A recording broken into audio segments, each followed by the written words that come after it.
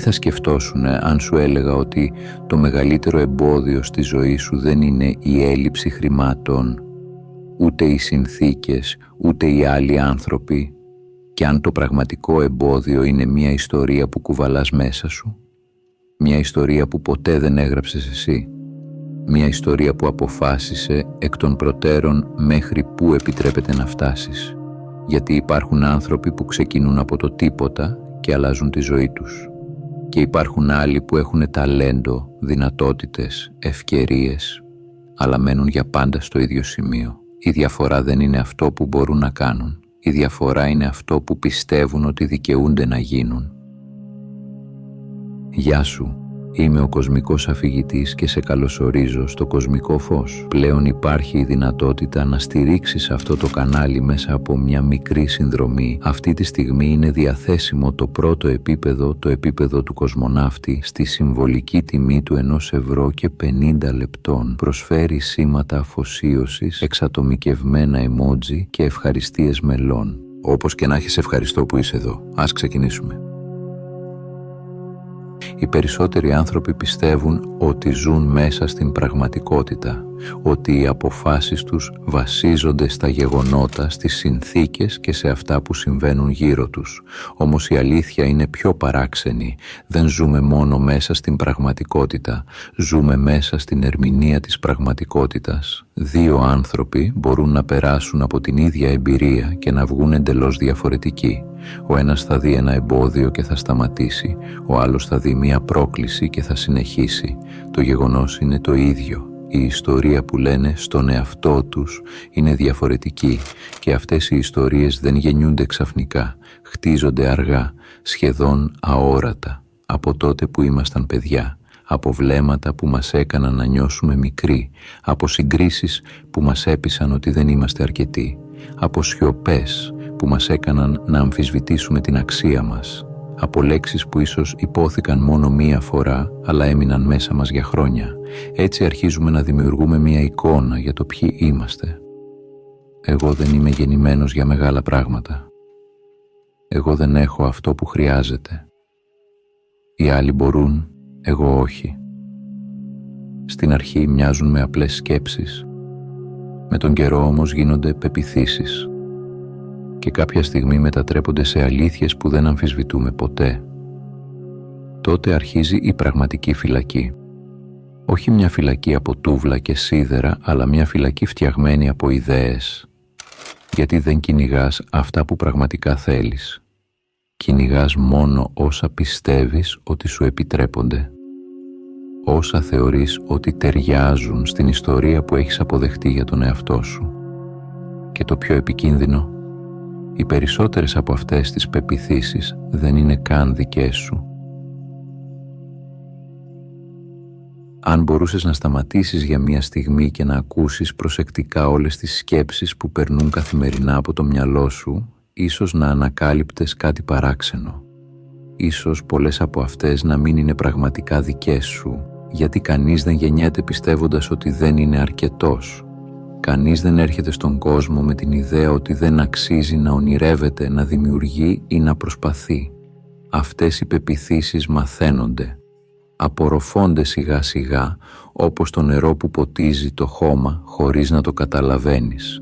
Μερικές φωνές έρχονται από την οικογένεια, από ανθρώπους που σε αγαπούσαν, αλλά κουβαλούσαν τους δικούς τους φόβους. Άλλες έρχονται από το σχολείο, από μια κοινωνία που συχνά ανταμείβει τη συμμόρφωση περισσότερο από τη δημιουργικότητα. Και άλλες έρχονται από ανθρώπους που κάποτε εγκατέλειψαν τα δικά τους όνειρα και έμαθαν να αποκαλούν αυτή την παραίτηση ρεαλισμό. Κανείς ίσως δεν σου είπε ποτέ ευθέως να περιορίσεις τον εαυτό σου. Δεν χρειαζόταν. Αρκούσε να μεγαλώσεις βλέποντας ανθρώπους που δεν τολμούσαν. Ανθρώπους που μιλούσαν περισσότερο για τους κινδύνους παρά για τις δυνατότητες, που έβλεπαν κάθε ευκαιρία σαν απειλή και κάθε όνειρο σαν πιθανή απογοήτευση. Έτσι ο φόβος μεταδίδεται, η παραίτηση μεταδίδεται, η αμφιβολία μεταδίδεται, όχι με θόρυβο, αλλά με ψίθυρους. Τόσο αθόρυβα που μία μέρα ξυπνάς και ακούς αυτές τις φωνές μέσα στο κεφάλι σου, πιστεύοντας ότι είναι η δική σου λογική. Και τότε αρχίζει η μεγαλύτερη παρεξήγηση της ζωής. Νομίζεις ότι εσύ μιλάς στον εαυτό σου, ενώ στην πραγματικότητα επαναλαμβάνεις ένα πρόγραμμα που εγκαταστάθηκε χρόνια πριν. Όμως αν αυτές οι φωνές έμαθαν να μιλούν μέσα σου, τότε υπάρχει κάτι ακόμα πιο σημαντικό που πρέπει να γνωρίζεις. Υπάρχει και μια δεύτερη φωνή μέσα σου και αυτή δεν έπαψε ποτέ να μιλά. Κι όμως, όσο δυνατές κι αν έγιναν οι φωνές της αμφιβολίας, όσο βαθιά κι αν ρίζωσαν μέσα σου οι περιοριστικές πεποιθήσεις, υπάρχει κάτι που δεν κατάφεραν ποτέ να σβήσουν. Μια μικρή φλόγα, μια παράξενη αντίσταση που επιμένει να υπάρχει, ακόμα και όταν όλα γύρω σου μοιάζουν να λένε το αντίθετο. Ίσως να την έχεις νιώσει τις στιγμές που μένεις μόνος με τη σκέψη σου, όταν η φασαρία της ημέρας σταματά και για λίγο ακούς κάτι πιο βαθύ από τους καθημερινούς φόβους σου. Ίσως να εμφανίζεται όταν κοιτάζεις τον νυχτερινό ουρανό και αισθάνεσαι ότι η ζωή πρέπει να είναι κάτι περισσότερο από λογαριασμούς, υποχρεώσεις και επαναλαμβανόμενες μέρες. Ή ίσως να εμφανίζεται όταν βλέπεις κάποιον άλλον να ζει αυτό που κάποτε ονειρεύτηκες. Κάτι μέσα σου δεν ζηλεύει πραγματικά. Κάτι μέσα σου αναγνωρίζει μία δυνατότητα. Σαν να ψιθυρίζει. Βλέπεις, είναι δυνατό. Υπάρχει δρόμος. Αυτή η φωνή είναι διαφορετική από όλες τις άλλες. Δεν φωνάζει. Δεν προσπαθεί να επιβληθεί. Δεν έρχεται με αποδείξεις, σχέδια ή εγγυήσεις. Δεν μπορεί να σου υποσχεθεί ότι όλα θα πάνε καλά. Έχει μόνο μία αίσθηση. Μια βαθιά εσωτερική γνώση ότι δεν γεννήθηκες για να ζήσεις αποκλειστικά μέσα στα όρια που σου έμαθαν οι φόβοι σου. Και ίσως αυτό να είναι αρκετό, γιατί κάθε μεγάλη αλλαγή στην ανθρώπινη ιστορία ξεκίνησε με κάποιον που άκουσε έναν ψίθυρο πριν υπάρξει οποιαδήποτε απόδειξη, πριν υπάρξουν αποτελέσματα, πριν υπάρξει επιβεβαίωση. Οι περισσότεροι περιμένουν τον θόρυβο για να κινηθούν. Αλλά η ζωή λειτουργεί διαφορετικά. Πρώτα έρχεται ο ψίθυρος, μετά η πίστη, μετά η πράξη. Και μόνο στο τέλος έρχονται οι αποδείξεις. Αλλά αν αυτή η φωνή κρύβει μια αλήθεια για το ποιος μπορείς να γίνεις, τότε γιατί ακούγεται τόσο παράλογη στην αρχή? Υπάρχει κάτι που οι περισσότεροι άνθρωποι δεν συνειδητοποιούν ποτέ. Νομίζουν ότι βλέπουν τον κόσμο όπως πραγματικά είναι. Ότι αντιδρούν στα γεγονότα, στις καταστάσεις και στην αντικειμενική πραγματικότητα. Όμως ο ανθρώπινος νους δεν λειτουργεί έτσι. Ο εγκέφαλος δεν είναι μια κάμερα που καταγράφει απλώς ό,τι συμβαίνει. Είναι μια μηχανή νοήματος. Παίρνει τα γεγονότα και τους δίνει ερμηνεία. Παίρνει τις εμπειρίες και τις μετατρέπει σε ιστορίες. Και αυτές οι ιστορίες είναι που καθορίζουν τη ζωή σου. Σκέψου την απόρριψη. Για έναν άνθρωπο γίνεται απόδειξη ότι δεν αξίζει. Για έναν άλλον γίνεται ένα μάθημα που τον φέρνει πιο κοντά στον στόχο του. Το γεγονός είναι ακριβώς το ίδιο. Η ερμηνεία είναι διαφορετική. Το ίδιο συμβαίνει με την αποτυχία. Κάποιος τη βλέπει ως τελική ετυμηγορία, σαν απόδειξη ότι δεν είναι αρκετά καλός. Κάποιος άλλος τη βλέπει ως μέρος της διαδικασίας, ως ένα βήμα που έπρεπε να συμβεί για να προχωρήσει παρακάτω. Ακόμα και η μοναξιά μπορεί να αποκτήσει δύο πρόσωπα. Μπορεί να γίνει φυλακή ή ευκαιρία για να γνωρίσεις καλύτερα τον εαυτό σου. Η καθυστέρηση μπορεί να μοιάζει με τιμωρία ή με προετοιμασία. Το εμπόδιο μπορεί να είναι το τέλος του δρόμου ή το σημείο όπου χτίζεται η δύναμή σου. Η ζωή λοιπόν δεν αλλάζει πάντα όταν αλλάζουν οι συνθήκες. Συχνά αλλάζει όταν αλλάζει η ιστορία που λες για τις συνθήκες, γιατί οι ιστορίες γίνονται πεποιθήσεις, οι πεποιθήσεις γίνονται αποφάσεις και οι αποφάσεις γίνονται πεπρωμένο. Και εδώ βρίσκεται ένα μυστικό που οι περισσότεροι δεν καταλαβαίνουν. Ήδη πιστεύουν σε πράγματα που δεν έχουν συμβεί ποτέ. πολλοί άνθρωποι απορρίπτουν αμέσως κάθε συζήτηση για την πίστη στον εαυτό τους. Λένε ότι δεν θέλουν να ζουν μέσα σε ψευδαισθήσεις, ότι προτιμούν να είναι ρεαλιστές, ότι η αισιοδοξία χωρίς αποδείξεις είναι επικίνδυνη. Κι όμως, αν παρατηρήσεις προσεκτικά τον τρόπο που λειτουργεί ο νους, θα ανακαλύψεις κάτι σχεδόν ηρωνικό. Οι περισσότεροι άνθρωποι πιστεύουν ήδη σε πράγματα που δεν υπάρχουν. Πόσες φορές έχεις φανταστεί μία αποτυχία πριν καν ξεκινήσεις? Πόσες φορές έχεις κάνει ολόκληρες συζητήσεις μέσα στο μυαλό σου, προβλέποντας ότι οι άλλοι θα σε απορρίψουν? Πόσες φορές ένιωσες ντροπή, άγχος ή φόβο για γεγονότα που δεν συνέβησαν ποτέ? Ο νους σου δημιούργησε εικόνες, τις έντυσε με συναίσθημα και το σώμα σου αντέδρασε σαν να ήταν αληθινές. Αυτό δεν είναι λογική, αυτό είναι πίστη. Μόνο που δεν είναι πίστη στις δυνατότητές σου, είναι πίστη στις χειρότερες εκδοχές του μέλλοντος. Είναι σαν να χρησιμοποιείς τη φαντασία σου εναντίον του εαυτού σου. Να γράφεις συνεχώς ιστορίες αποτυχίας και μετά να τις περνάς για προβλέψεις. Και το πιο παράξενο είναι ότι σπάνια αμφισβητείς αυτές τις ιστορίες. Τις αποδέχεσαι σαν γεγονότα πριν υπάρξουν στοιχεία, πριν υπάρξουν αποδείξεις, πριν καν δοκιμάσεις. Γι' αυτό το πραγματικό ερώτημα δεν είναι αν πιστεύεις ή όχι. Πιστεύεις ήδη.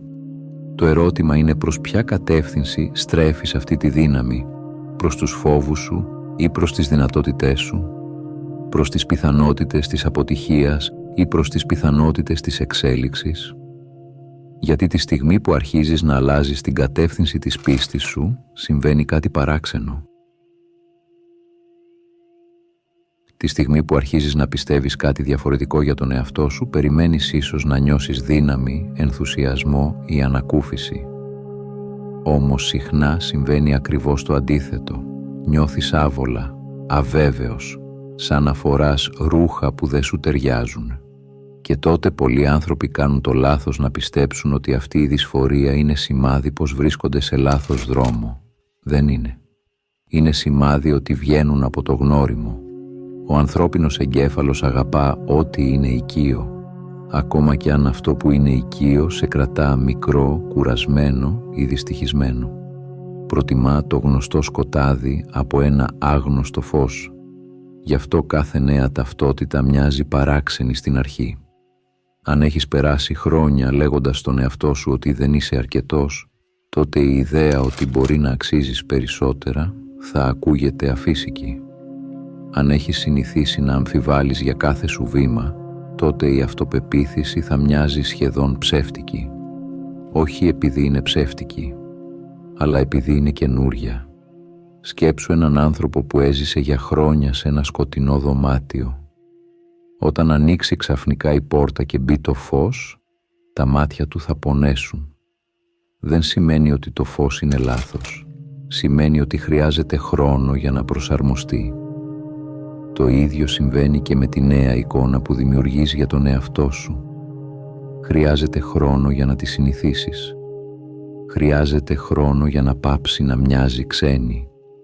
Και χρειάζεται υπομονή για να καταλάβεις ότι η δυσφορία της αλλαγής δεν είναι εχθρός. Είναι μέρος της διαδικασίας, γιατί κάθε νέα εκδοχή σου είναι εύθραυστη στην αρχή και γι' αυτό πρέπει να προσέξεις ποιος ποτίζει τον καινούριο σου εαυτό και ποιος τον ξεριζώνει. Όταν μία νέα ιδέα για τον εαυτό σου γεννιέται μέσα σου, είναι εύκολο να πιστέψεις ότι αρκεί να την αποφασίσεις, ότι από τη στιγμή που άλλαξες τρόπο σκέψης, όλα θα ακολουθήσουν φυσικά. Όμως οι νέες πεποιθήσεις μοιάζουν περισσότερο με έναν σπόρο παρά με ένα ώριμο δέντρο. Και ένας σπόρος είναι εύθραυστος. Δεν τον πετάς στη μέση μιας καταιγίδας και περιμένεις να ανθίσει. Τον φυτεύεις προσεκτικά. Του δίνεις χώμα, νερό και χρόνο. Τον προστατεύεις μέχρι να αποκτήσει ρίζες αρκετά βαθιές, ώστε να αντέξει τον άνεμο. Το ίδιο ισχύει και για τη νέα εκδοχή του εαυτού σου. Στην αρχή δεν είναι ακόμη δυνατή, δεν έχει αποδείξεις, δεν έχει αποτελέσματα. έχει μόνο μία πίστη και μία πρόθεση και γι' αυτό επηρεάζεται εύκολα από το περιβάλλον της. Οι άνθρωποι γύρω σου έχουν μεγαλύτερη δύναμη από όσοι φαντάζεσαι. Οι συζητήσεις που ακούς καθημερινά, η μουσική που γεμίζει το μυαλό σου, οι ειδήσεις που καταναλώνεις, οι σελίδες που διαβάζεις πριν κοιμηθείς, τα αστεία που επαναλαμβάνονται ξανά και ξανά, όλα αφήνουν το αποτύπωμά τους, σταγόνα, σκέψη με τη σκέψη, μέρα με τη μέρα, μέχρι που αρχίζουν να διαμορφώνουν τον τρόπο που βλέπεις τον εαυτό σου και τον κόσμο. Πολλές φορές αυτό που αποκαλούμε χαρακτήρα δεν είναι τίποτα περισσότερο από συνήθειες σκέψεις που επαναλήφθηκαν τόσο πολύ ώστε έμοιασαν μόνιμες. Γι' αυτό χρειάζεται προσοχή, όχι φόβος, όχι απομόνωση, αλλά συνειδητή επιλογή. Να επιλέγεις τι αφήνεις να ριζώνει μέσα σου, να επιλέγεις τι αξίζει να ποτίζεις. Γιατί κάποια στιγμή θα καταλάβεις ότι δεν χρειάζεται να δίνεις πρόσβαση σε κάθε ιστορία που προσπαθεί να κατοικήσει στο μυαλό σου. Κάποια στιγμή λοιπόν πρέπει να γίνεις απρόσιτος σε ορισμένες ιστορίες. Υπάρχει μια παρεξήγηση που ακολουθεί πολλούς ανθρώπους όταν αρχίζουν να αλλάζουν. Νομίζουν ότι για να προστατεύσουν τα όνειρά τους πρέπει να γίνουν σκληροί, να απομακρυνθούν από τους πάντες, να υψώσουν τείχη γύρω από τον εαυτό τους. Αλλά δεν είναι αυτό το ζητούμενο. Δεν χρειάζεται να γίνεις αλαζόνας. Δεν χρειάζεται να γίνεις ψυχρός. Χρειάζεται να γίνεις επιλεκτικός, γιατί η αλήθεια είναι ότι δεν αξίζουν όλες οι απόψεις στην ίδια θέση μέσα στο μυαλό σου. Δεν αξίζουν όλες οι γνώμες τον ίδιο σεβασμό. Και σίγουρα δεν αξίζουν όλες να καθορίζουν τις αποφάσεις στη ζωή σου. Υπάρχουν άνθρωποι που έχουν μάθει να βλέπουν τον κόσμο μέσα από το φίλτρο των δικών τους φόβων. Όταν σου λένε πρόσεχε, ίσως να μην βλέπουν τον κίνδυνο. Ίσως να βλέπουν απλώς τον δικό τους φόβο να καθρεφτίζεται πάνω σου. Κάποιοι ονομάζουν τη μυρολατρεία ρεαλισμό. Σου λένε να μην περιμένεις πολλά, να μην ελπίζεις υπερβολικά, να μην ρισκάρεις. Και όλα αυτά ακούγονται λογικά. Όρημα, σοφά. Όμως πολλές φορές δεν είναι σοφία, είναι απογοήτευση που έμαθε να μιλά με ήρεμη φωνή. Κάποιοι ονομάζουν τον φόβο σύνεση, την παραίτηση ωριμότητα, την έλλειψη ονείρων προσγείωση. Αλλά αν κοιτάξεις βαθύτερα, θα δεις ότι συχνά δεν μιλάει η αλήθεια. Μιλούν οι πληγές, μιλούν οι αποτυχίες που δεν ξεπεράστηκαν, μιλούν τα όνειρα που εγκαταλείφθηκαν και δεν χρειάζεται να θυμώνεις με αυτούς τους ανθρώπους. Δεν χρειάζεται να τους πολεμήσεις.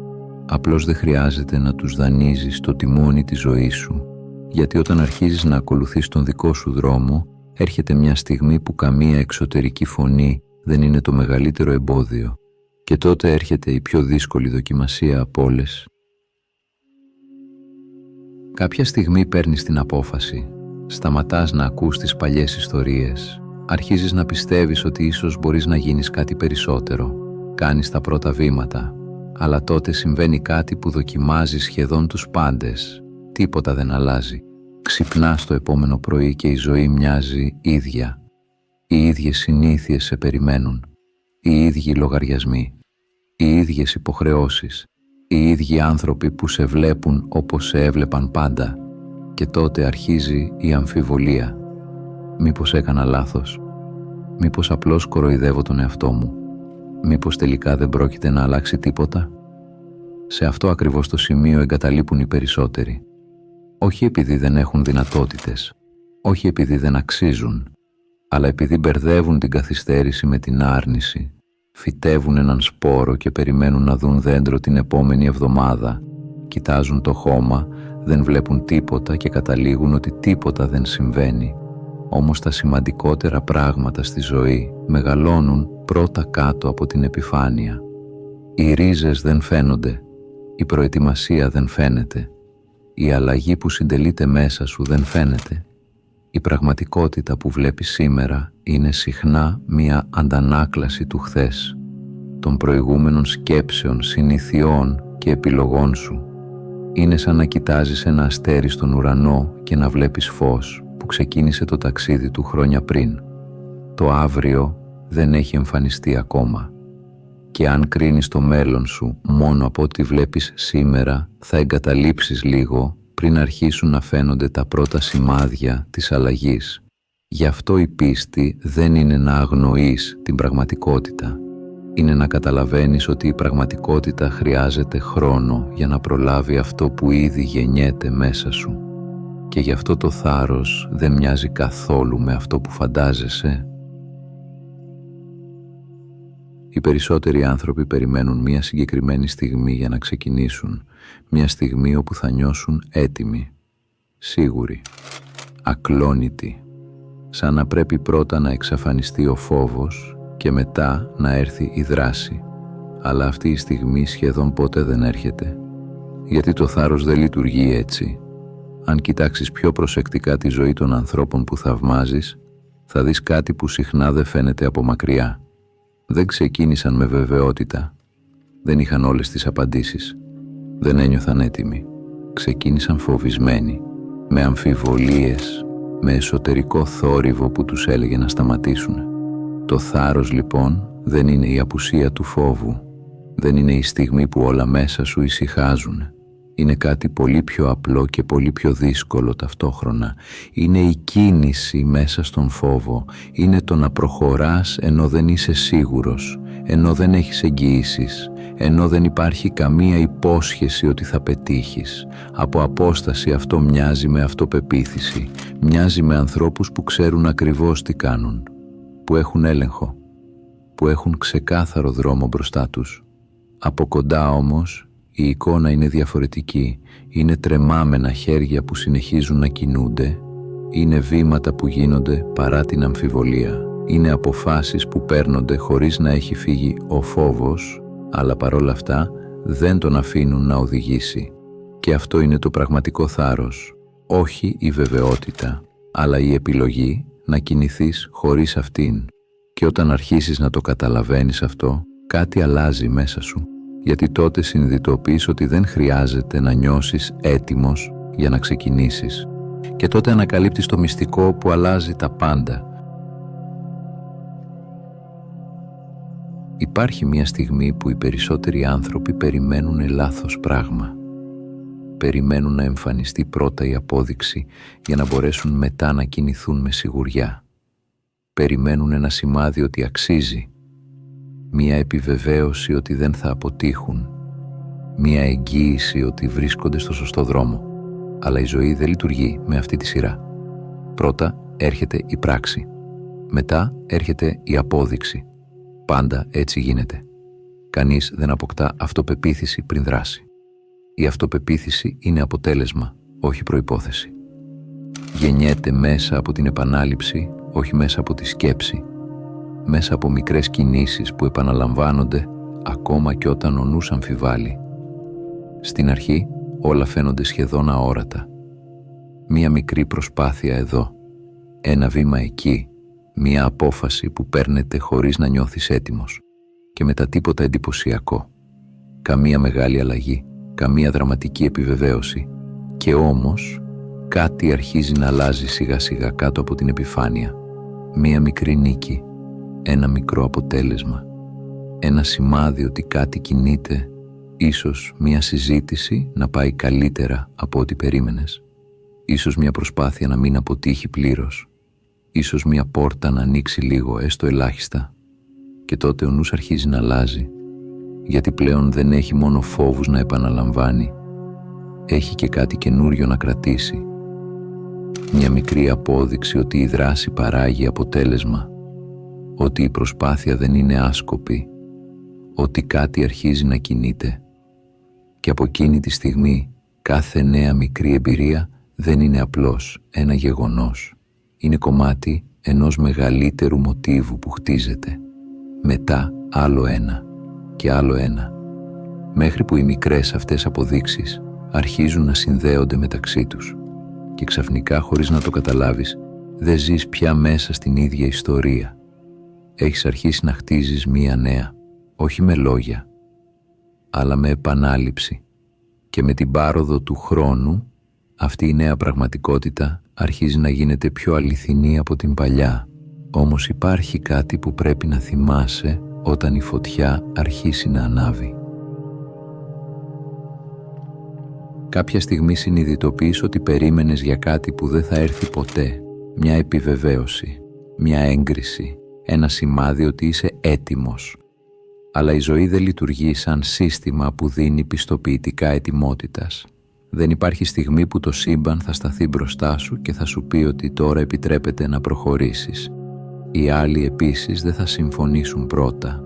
Θα έχουν πάντα μία άποψη, θα βλέπουν πάντα περιορισμούς, θα θυμούνται ποιος ήσουν, όχι ποιος προσπαθείς να γίνεις.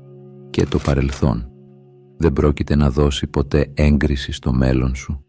Θα επιμένει να σε κρατά μέσα σε μία παλιά εκδοχή σου, γιατί εκεί σε έχει ήδη καταλάβει. Κι όμως, ίσως αυτό να ήταν πάντα το σημείο. Ίσως η βεβαιότητα να μην ήταν ποτέ το εισιτήριο. Ίσως το εισιτήριο να ήταν κάτι πολύ πιο απλό και πολύ πιο δύσκολο, ταυτόχρονα μία απόφαση.